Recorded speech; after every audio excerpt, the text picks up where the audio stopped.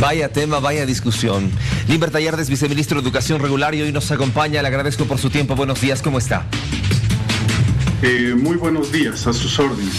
Le agradezco por su tiempo, de verdad, y le pido que sea conciso en las respuestas, por favor, viceministro. ¿Por qué el gobierno decide tomar esta determinación? La causa principal es el cuidado y la defensa de la salud y la vida. De ninguna manera podemos permitir volver a la presencialidad porque así lo dispone el Ministerio de Salud. Las únicas modalidades que tenemos para continuar trabajando son la educación a distancia y virtual, y los elementos que hacen para la modernización de la educación boliviana se van a ir implementando de manera gradual a partir de ahora.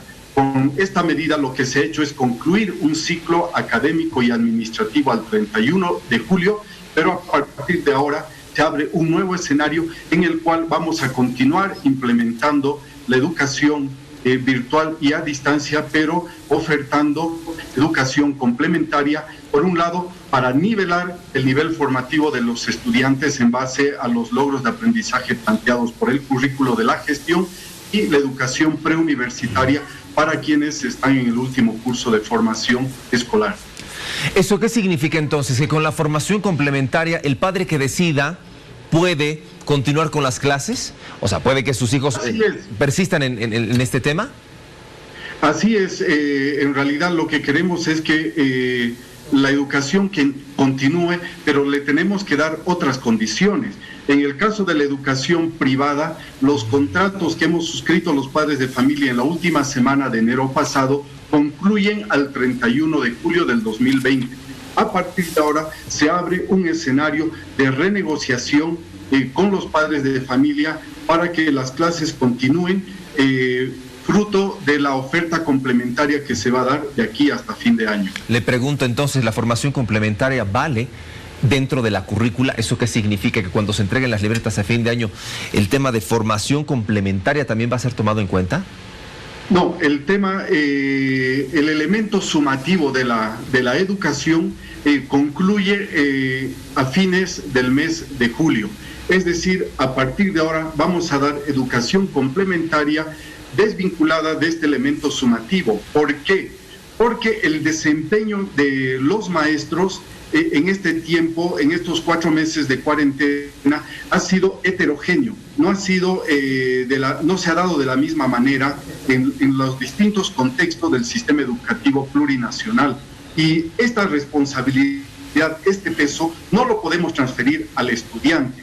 Es decir, el desempeño heterogéneo no puede recaer sobre las espaldas del estudiante. Por eso es que estamos cortando este elemento sumativo de la educación y vamos a pasar a otro escenario de ofertas educativas complementarias en base a los logros de aprendizaje que se plantea el currículo. Pero, viceministro, indirectamente sí se está colocando un peso sobre el estudiante, porque al final yo como padre de familia puedo decidir de que no tome esta formación complementaria y al año el establecimiento educativo estará en la obligación de nivelar a mi hijo o a mi hija.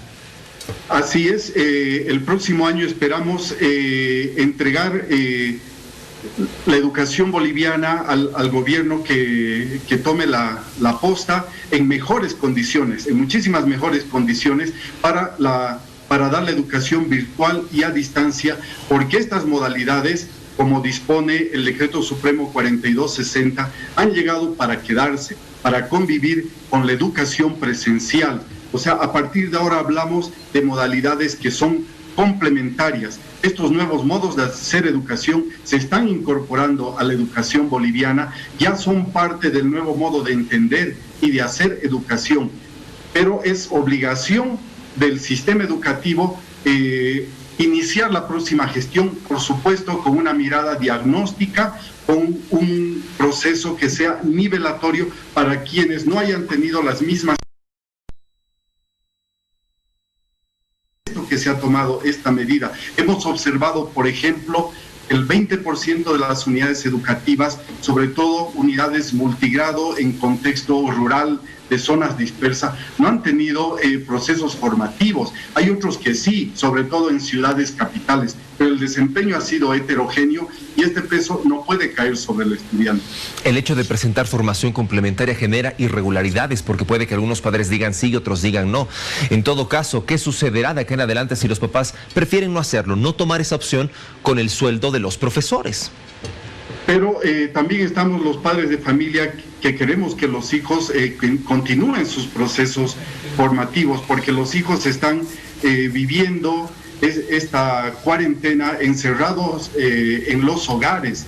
Es decir, nos preocupa la condición de nuestros hijos y queremos que de alguna manera continúe la educación, pero ante el comportamiento heterogéneo de nuestro sistema, nosotros no podemos seguir con reglas administrativas rigurosas que condicionan y generan inequidad. Es por esto que estamos pasando a una nueva modalidad en la que vamos a seguir implementando la educación virtual y a distancia, vamos a seguir implementando condiciones para modernización la educación, pero esto será de manera gradual. Y en el área rural, ¿qué es lo que va a suceder? ¿También va a formar parte esta formación complementaria? El gobierno admitió que, bueno, pues no existe una buena educación virtual dentro del área rural.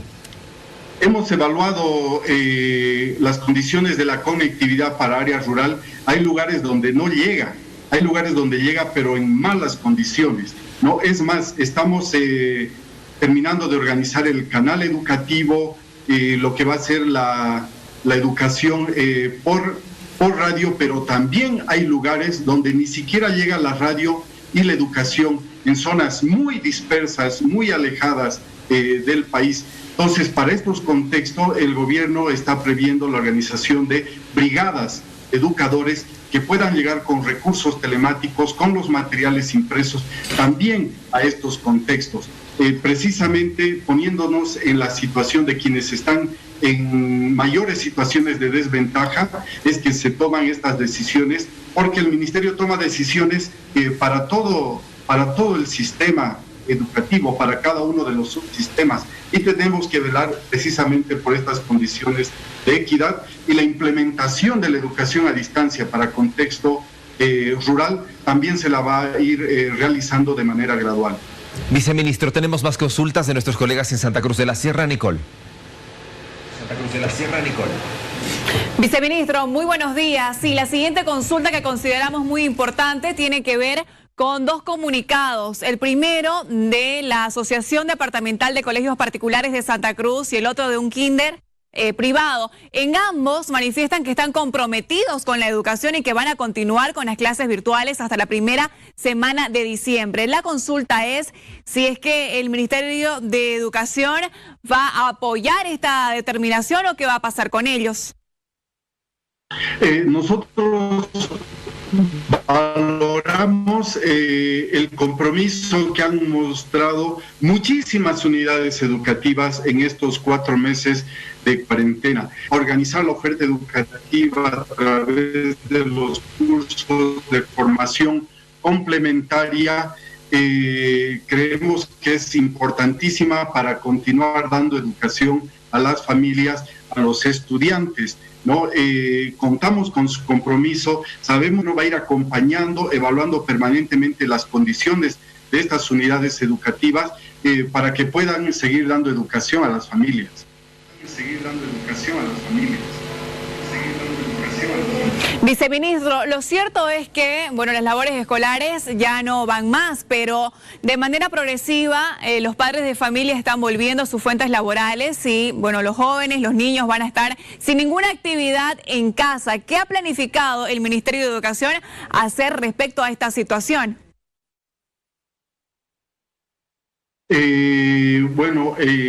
A partir de ahora se abre un nuevo escenario de educación complementaria que sobre todo va a tener un nivel de nivelación para poder alcanzar los logros de aprendizaje que se plantea el currículo de esta gestión.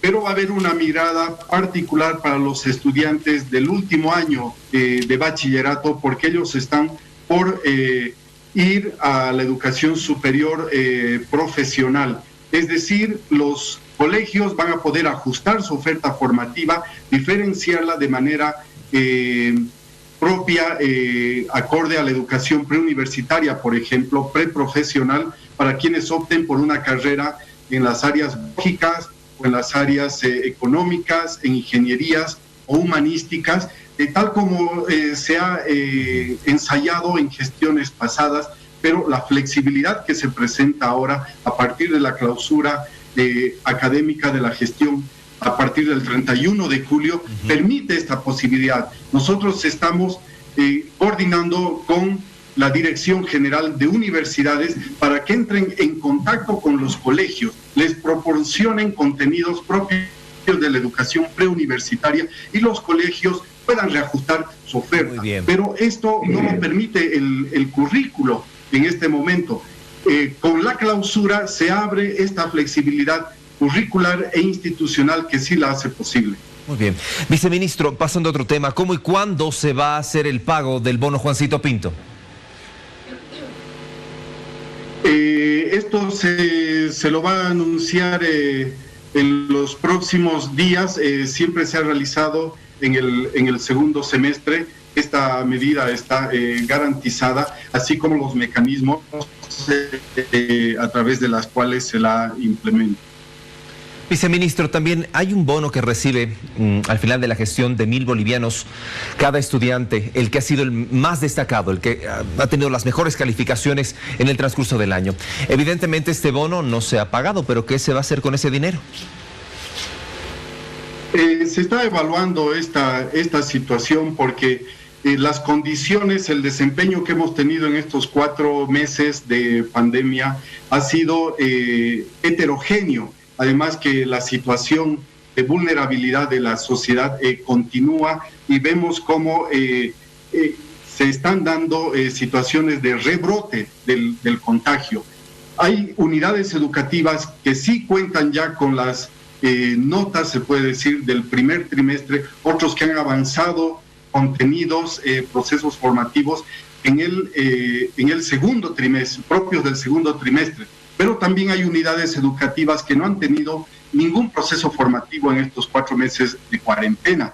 Esto se está evaluando para ver, ahora que vamos a abrir el sistema de información educativa para subir las notas, qué se va a hacer con las unidades educativas que no han tenido ningún proceso formativo en estos 4 meses de cuarentena. Apartados, fruto de esta evaluación se tomarán las medidas que usted indica.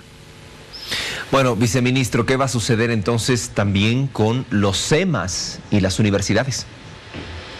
Esta medida solo se aplica a la educación regular, a la educación inicial, primaria y secundaria. Los otros subsistemas van a continuar su marcha, es decir, nos referimos a la educación, por ejemplo, de las escuelas normales superiores de formación, a los institutos técnicos y por supuesto a las universidades, que son quienes tienen mayor recorrido, mayor experiencia en implementar la educación virtual y también en la educación alternativa de adultos, donde tienen experiencia en dar educación por la modalidad a distancia. Muy bien, viceministro, le agradezco mucho por su tiempo, por conversar con nosotros acerca de este tema. Lo cierto es que hay mucho todavía de qué hablar, hay tela que cortar y en las redes sociales los papás han comentado de todo un poco, inclusive los mismos estudiantes. Limber Taller de viceministro de Educación Regular estuvo en la revista El Día. Que tenga una buena jornada. Muy buenos días.